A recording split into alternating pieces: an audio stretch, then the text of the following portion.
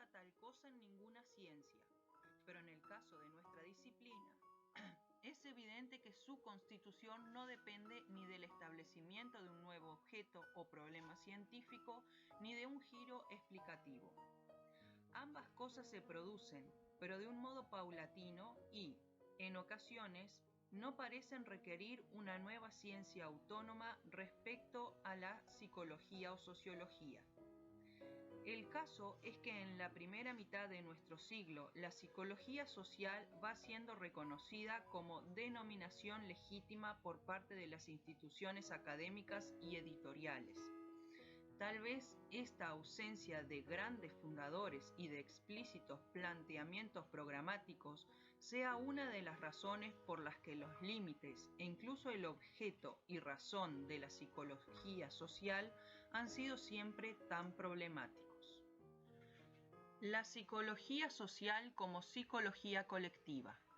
La psicología social se constituye a finales del siglo XIX y principios del XX como una ciencia interesada en el comportamiento colectivo.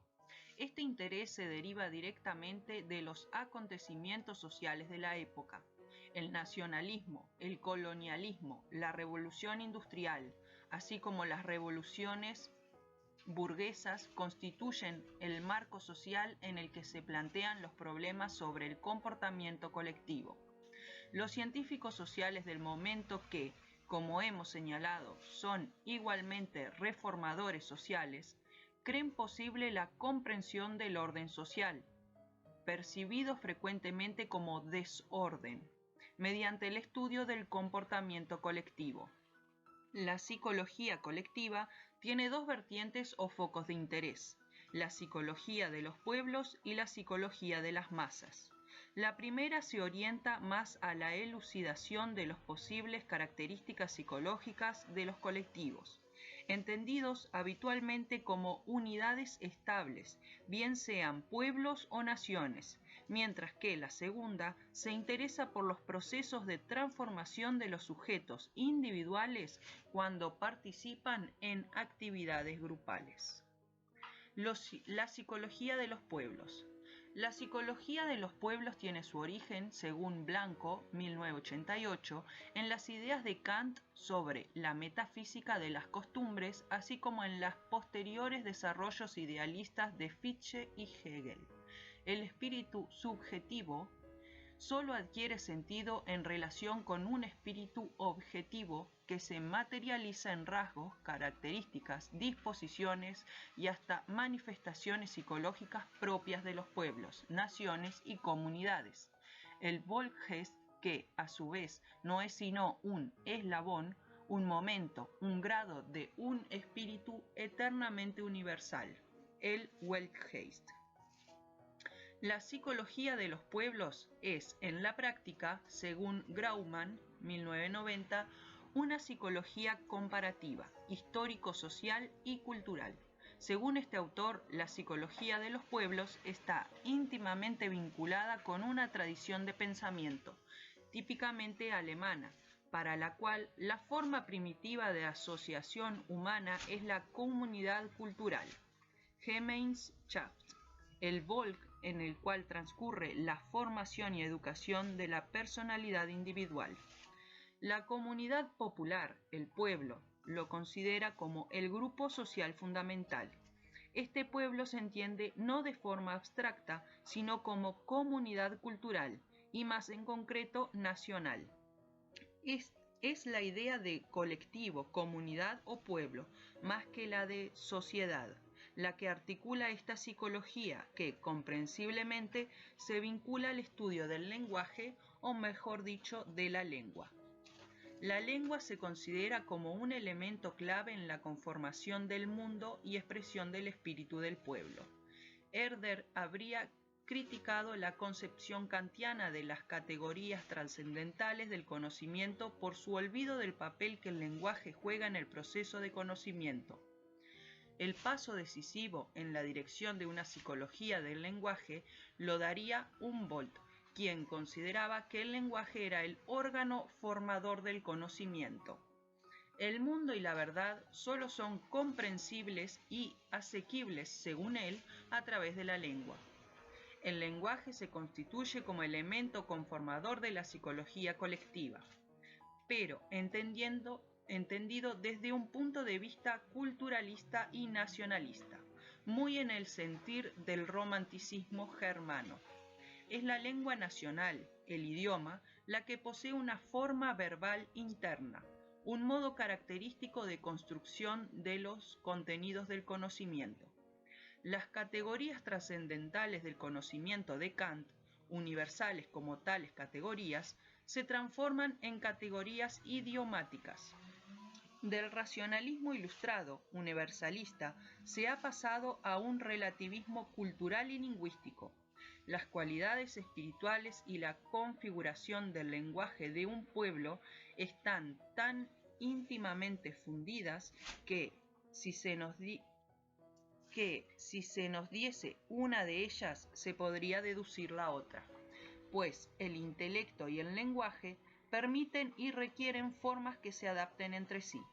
El lenguaje es igualmente la forma exterior del espíritu de los pueblos. Su lenguaje es su espíritu y su espíritu es su lenguaje, y nunca se los concebirá demasiado idénticos.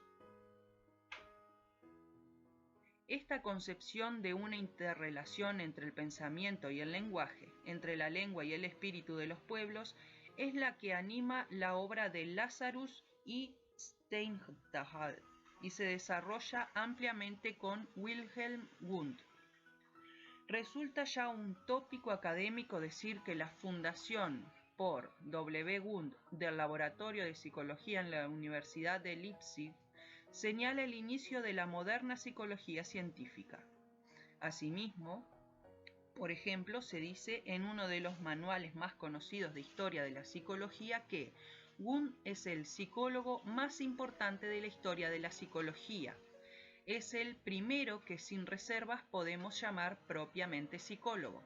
Antes de él se hizo mucha psicología, pero no había psicólogos. Boring, 1978.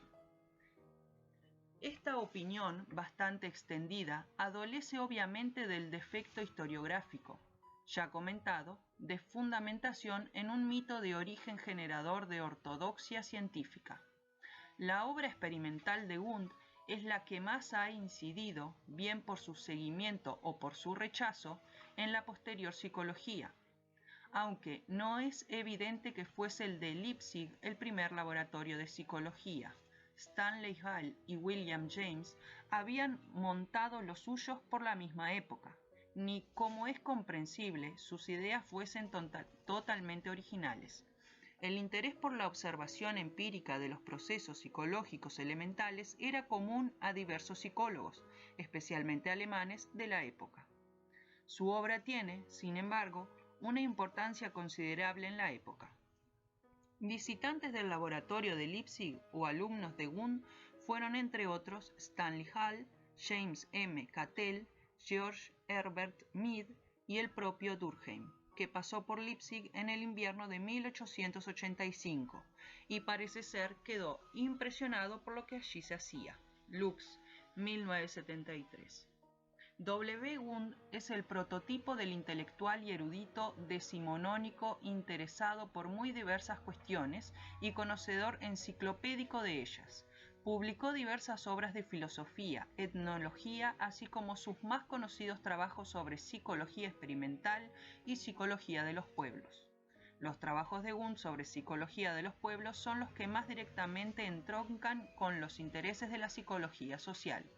Según algunos, Farr, 1980, 81 y 90, la psicología de los pueblos es para Wundt otra psicología, diferente de la psicología experimental. Para Farr, Wundt era consciente de los límites de la psicología experimental y de su incapacidad para abordar los fenómenos mentales colectivos, tales como el lenguaje, las religiones y los mitos. Estas reservas epistemológicas de Wundt respecto a la posibilidad de tratamiento experimental de los procesos mentales superiores fueron ignoradas. Según Dassinger, por la siguiente generación de psicólogos experimentales, Cattell, Titchener, Ebbinghaus quienes hicieron un repudio positivista de Wundt y extendieron el método experimental al estudio de todos los procesos psicológicos. Independientemente de que se considera la psicología de los pueblos como parte de una misma ciencia que la psicología experimental, cosa que defiende, por ejemplo, Blanco, 1988, lo que parece cierto es que el concepto que Wundt tenía, tanto de los procesos psicológicos como de la misma ciencia experimental, no se corresponde con el concepto que, con posterioridad, se ha hecho dominante. Para Wundt, la casualidad tiene un sentido diferente en el proceso físico-natural y en los procesos psíquicos. La causalidad psíquica la concibe independiente de la física, dado que entre ambos ámbitos se da más bien un paralelismo. Estas ideas, como es lógico, no resultaban aceptables en un mundo positivista, uno de cuyos dogmas era la unidad de todas las ciencias. La vida mental para Wundt es creativa y supone la transformación de los simples hechos de experiencia. La vida psíquica se caracteriza por la capacidad de una síntesis creadora. La percepción, más que una suma de sensaciones como se concebía en la tradición empírico-materialista, es concebida como síntesis creadora, como apercepción.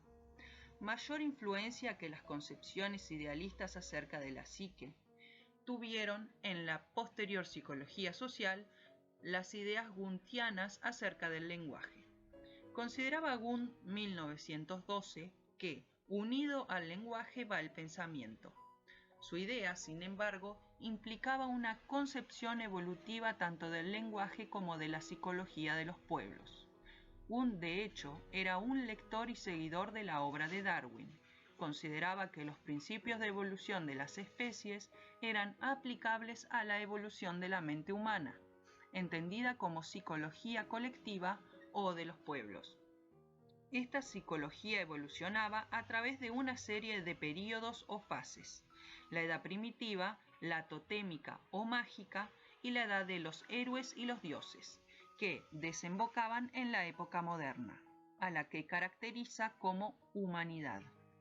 Refiriéndose a la pérdida del propio lenguaje por parte de tribus que han sido invadidas por otras, dice: parece que haya ocurrido aquí lo que acostumbra a suceder si aplicamos el conocido principio de la lucha por la existencia al dominio psíquico. La raza más poderosa ha desplazado con su más fuerte creación espiritual el lenguaje a los débiles. Wundt consideraba que el lenguaje de gestos era una especie de lenguaje primitivo, a partir del cual es posible comprender el origen de la comunicación y del pensamiento. En origen, tal lenguaje pantomímico procede de movimientos expresivos concomitantes a los estados afectivos, aunque sin finalidad comunicativa.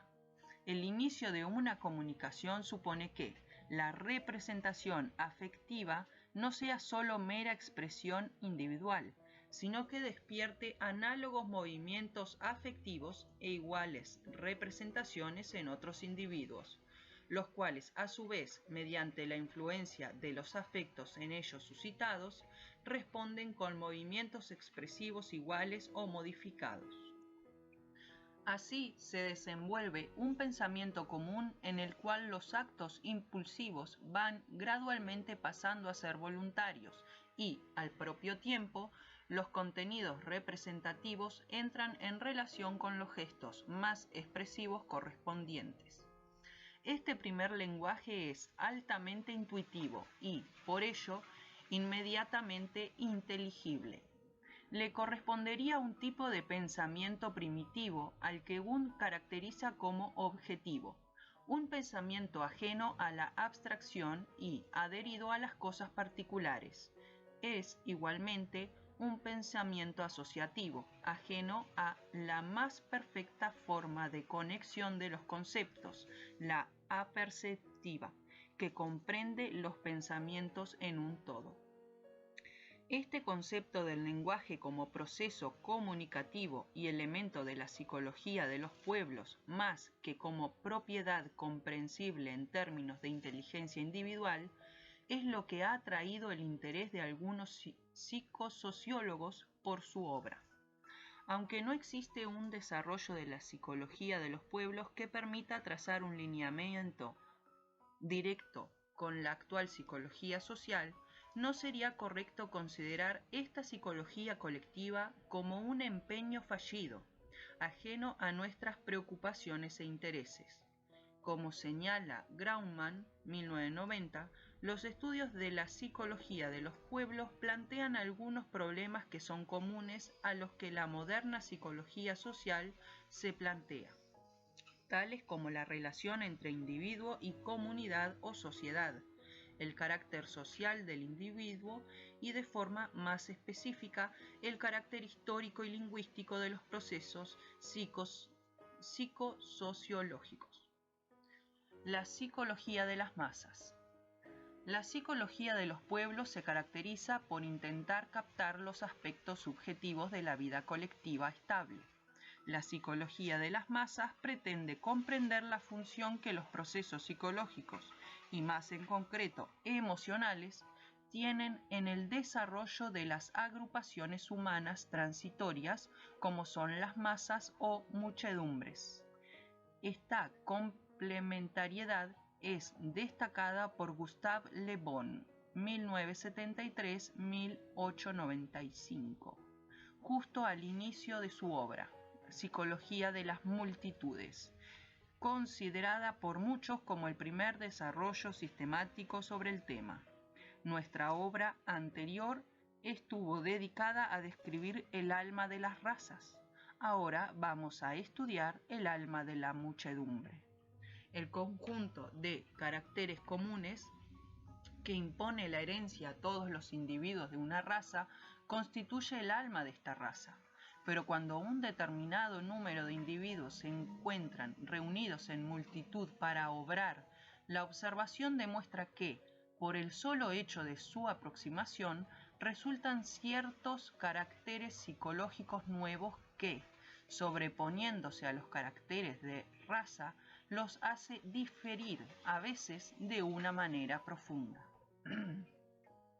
No es Le Bon, ciertamente, el primero que habló de la psicología de las masas, pero sí el primero que planteó el estudio de esta psicología como una tarea científica específica, ya que consideraba que en las multitudes se producían procesos psicológicos singulares, no reductibles a la patología o la criminalidad, como habían defendido, entre otros, Lombroso y Siegel.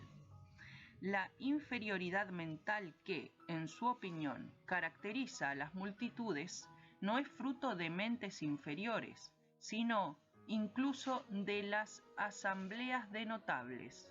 Es la propiedad de un proceso y no de unas personas.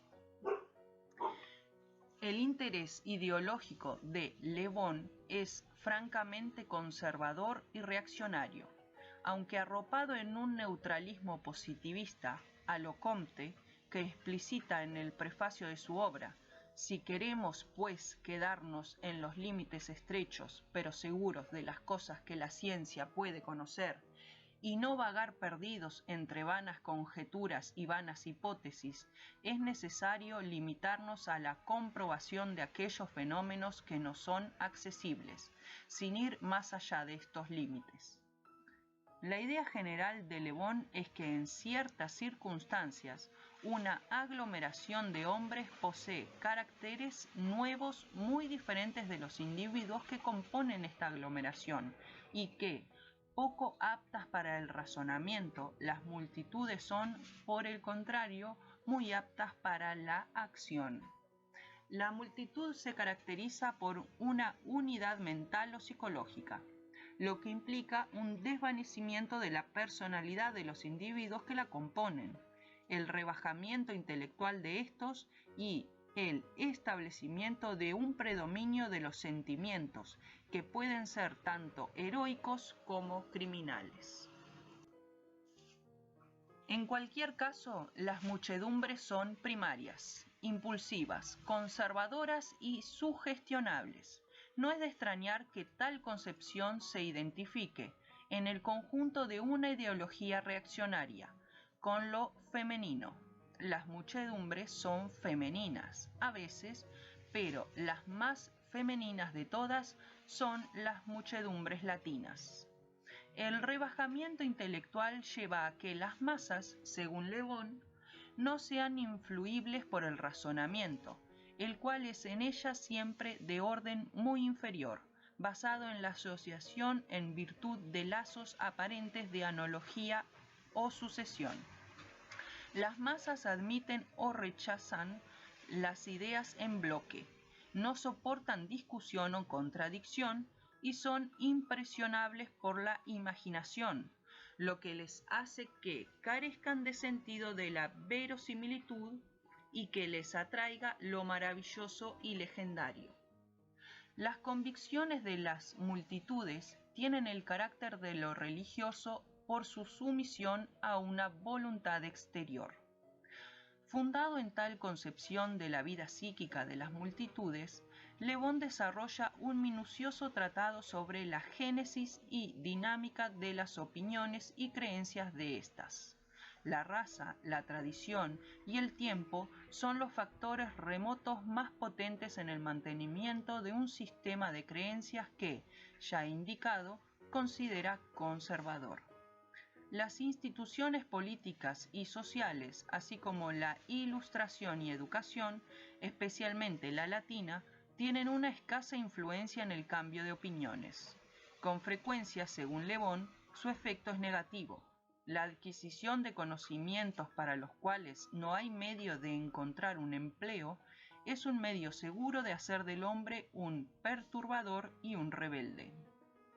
Entre los factores inmediatos que influyen en la formación de las opiniones de las muchedumbres están el poder de las palabras cuando son capaces de evocar imágenes, lo que les da un carácter mágico, las ilusiones y la repetición. Estas multitudes sugestionables están a merced de personas dotadas de prestigio, más hombres de acción que de pensamiento, fascinados por una creencia que, recurriendo a la afirmación dogmática y sin fisuras, a la repetición y el contagio, se convierten en agitadores de unas masas que les siguen con fe, aun a costa de grandes sacrificios. El límite de esta sugestibilidad y variabilidad de las opiniones de las muchedumbres se encuentra, según Le Bon, en las grandes creencias permanentes que duran siglos y sobre las cuales descansa una civilización entera, como por ejemplo en otra época el concepto feudal, las ideas cristianas, las de la Reforma, y en nuestros días el principio de las nacionalidades, las ideas democráticas y sociales. Las ideas de Le Bon son cuestionables, tanto en el campo estrictamente científico como en el ideológico y político. Como dicen Adorno y Horkheimer, ratificando las declaraciones de impotencia del individuo frente a las masas, los cultores de la psicología de masas abandonan una tradición ideal que arranca de la política de Platón y llega hasta Bacon y Nietzsche, que señalaba, sí, en las masas, en la multitud, en el pueblo, al enemigo de la verdad, pero afirmando el poder del individuo y su capacidad de sustraerse a los ídolos colectivos. En lugar de esta oposición racional entre masa e individuo, la psicología de las masas pone otra, entre dos entidades colectivas, una, la masa, de carácter negativo, y otra, el pueblo o nación, a la que se asignan los atributos positivos.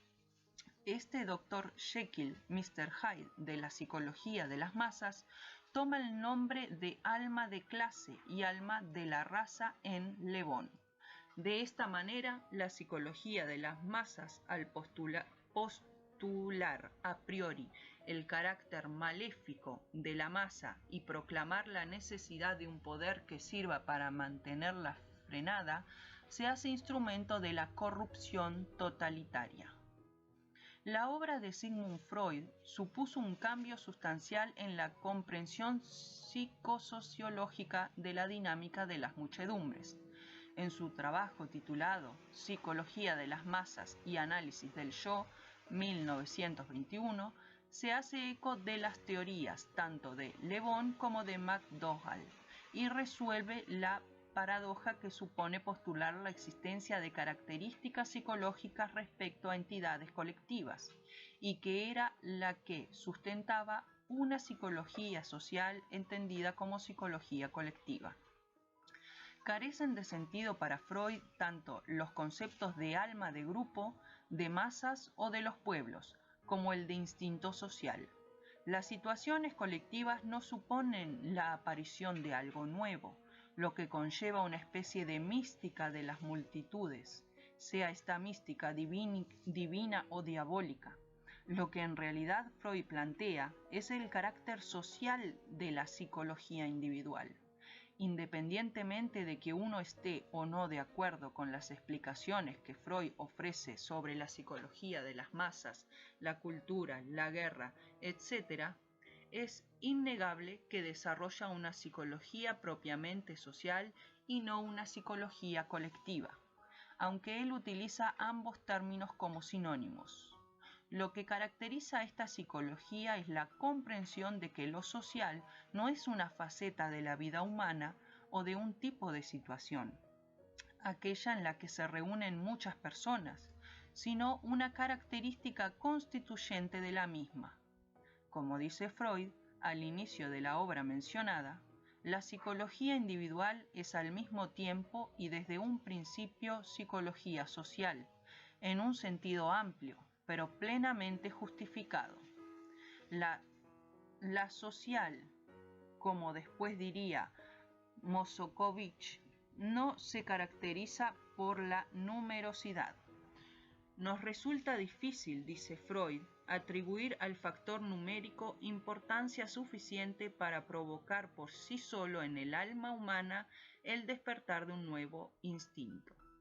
La psicología de las masas ha tenido una influencia considerable en la vida política de este siglo, y en este sentido, dice Mosokovich, 1981, la psicología de las masas es, con la economía política, una de las dos ciencias del hombre cuyas ideas han hecho historia.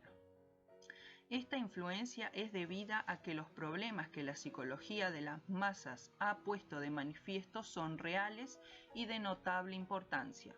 La manipulación de la opinión pública, la movilización demagógica, el encumbramiento de caudillos de muy distinta ralea y la posibilidad del fanatismo fundamentalista son, entre otros, algunos ejemplos de problemas sociales de nuestro tiempo que ponen de manifiesto la importancia de los factores psicológicos que los posibilitan y potencian. Pero la influencia de la psicología de las masas la encontramos también en la propia psicología social y en algunas de sus teorías y modelos. Adorno y Horkheimer, por ejemplo, señalan la similitud de la distinción entre masa organizada y desorganizada de McDowell y la de masa y público de Allport y Lippmann, con la de multitud y pueblo de Le Bon. Ambas son entidades colectivas, una supuestamente racional y la otra no. Las variables analizadas en algunos estudios sobre influencia social en el cambio de opinión, tales como los del grupo de Yale, tienen igualmente un cierto parentesco con las características que Le Bon considera susceptibles de manipulación eficaz. La diferencia estriba, tal vez, en que el formato conductista resulta académicamente más aceptable que el de Le Bon, mientras que la exclusión de la racionalidad en la explicación conductista de la comunicación de masas es asunto metodológico en la obra de Le Bon, aparece claramente como una toma de postura ideológica. En ambos casos, sin embargo, se considera que las personas somos irracionales y, lo que es lo mismo, pasivos receptores de influencias provenientes de una fuente prestigiosa. Psicología colectiva y psicología social. Caracterizar a la psicología de los pueblos de Wundt o a la psicología de las masas de Le Bon como incipientes psicologías sociales es bastante arbitrario. De hecho, ya he señalado como el concepto de lo social con el que se manejan es, a veces, muy discutible. Lo que me interesa resaltar es que ambos tipos de psicologías son intentos de respuesta a una problemática social que sí que está en el trasfondo de preocupaciones de la psicología social. Como tales respuestas puede que no nos sean aceptables desde un punto de vista científico o político e ideológico, la obra de Le Bon es casi más un panfleto que una obra de pensamiento social. La psicología social actual no tiene por qué hacerse heredera de tales opiniones, pero no es ajena a los problemas que la suscitaron. Tal como antes he indicado, estos problemas están relacionados con las crisis de algunas de las ideas que caracterizan el pensamiento moderno, en concreto de la confianza en la razón como fundamento de la libertad y felicidad, tanto de los individuos como de los pueblos. Un buen ejemplo de esta nueva actitud de sospecha ante la razón la encontramos en la obra de Sigmund Freud.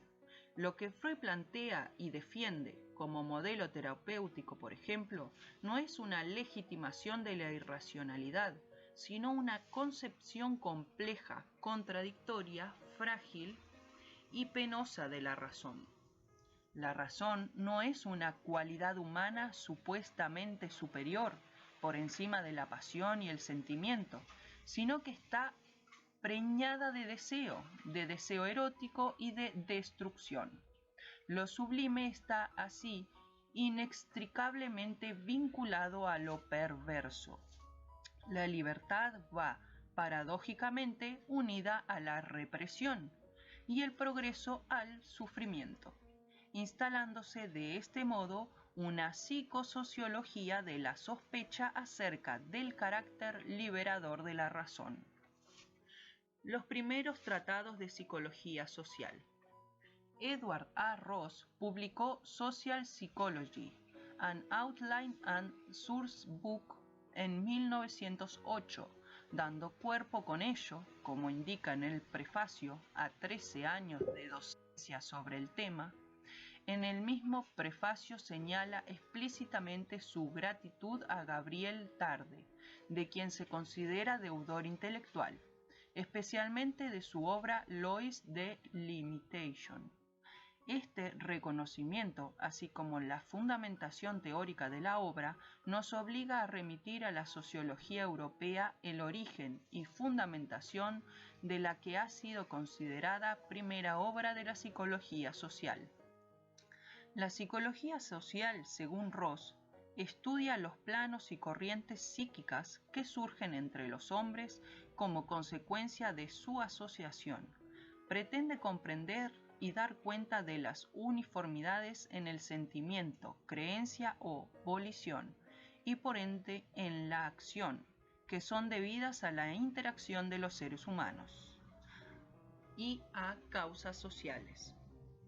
Estas causas sociales las caracteriza posteriormente como contactos mentales o interacciones mentales, como interpsicología, entendida como juego de influencias personales. Las posibles uniformidades del comportamiento y creencias debidas a influencias del medio físico y a las condiciones de existencia no son consideradas como sociales. Ross estudia de hecho el desarrollo de sentimientos y creencias colectivas, considerándolos frutos de la influencia de grupos o personas con ascendencia. Esta influencia, basándose en Baldwin y Tarde, la caracteriza como sugestión. La obra de Ross se articula como un tratado sobre el comportamiento de las masas, la moda, las costumbres, el convencionalismo y la opinión pública. Su posición es la del intelectual liberal que identifica la libertad con la discusión abierta y con la ruptura de la prisión de la costumbre y el convencionalismo. Sus fuentes de datos las constituyen numerosas descripciones etnográficas que hacen realmente atractiva la obra. En el mismo año en que se publica La psicología social de Edward Ross, sale a la luz An Introduction to Social Psychology de William McDowell. El hecho de que Ross fuese un sociólogo y McDowell un psicólogo se han interpretado como expresión de la dualidad constitutiva de la psicología social.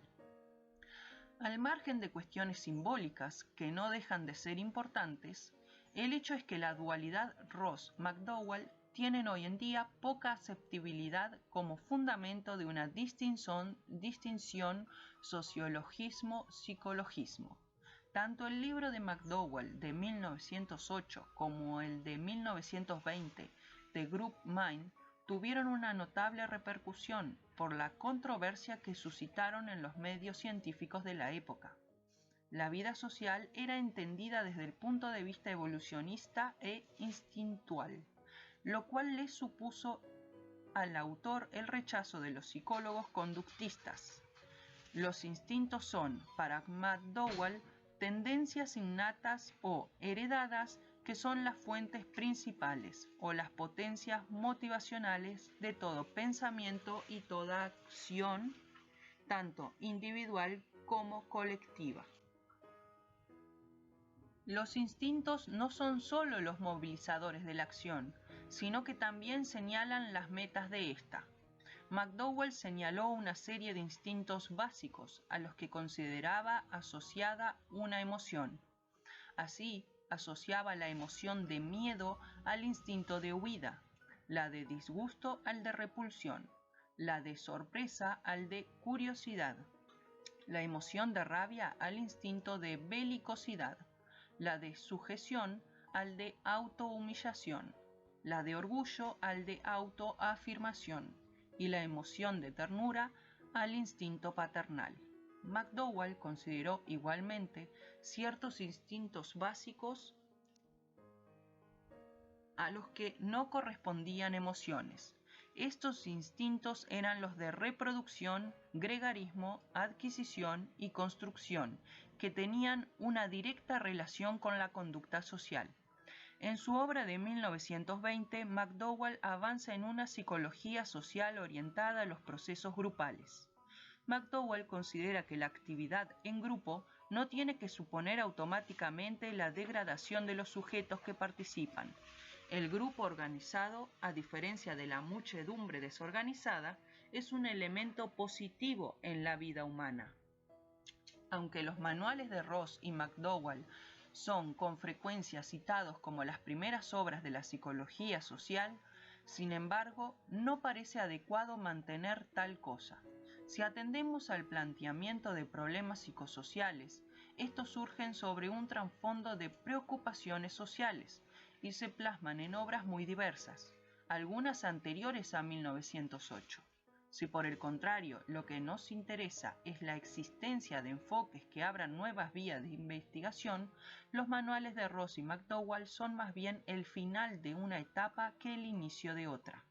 Expresión de modos caducos de explicar, la sugestión, el instinto, que posteriormente tuvieron poca acogida.